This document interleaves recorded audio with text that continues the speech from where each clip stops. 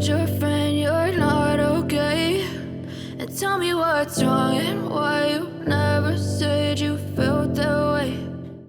Olá, sejam bem-vindos ao terceiro episódio da nossa aventura pelo Nordeste a bordo do Renault Kwid.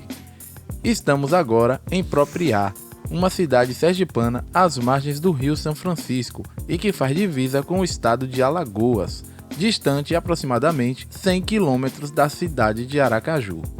Bem pertinho, né? Aqui na orla ribeirinha da cidade tem muitos bares e é bastante badalada à noite e nos finais de semana. Se vier aqui, não deixe de provar os petiscos de pitu e camarão, e também os caldinhos, e apreciar a vista do Velho Chico. Aquela ponte ali liga o estado de Sergipe ao estado de Alagoas, bem na BR-101. Tiramos muitas fotos aqui. Amei esse lugar, já tô com saudade. Olha que vista maravilhosa.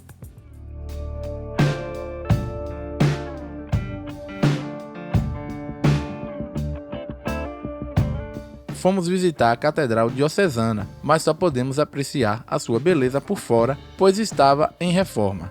É uma pena, mas não perdi tempo e fiz minha oração. Uma igreja muito bonita.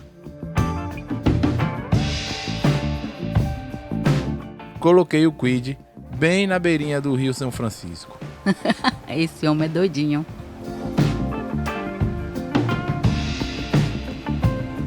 Espero que vocês tenham gostado de conhecer um pouco da cidade de Propriá.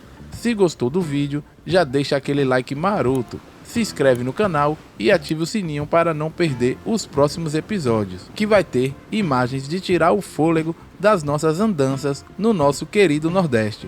Até o próximo vídeo e tchau, tchau!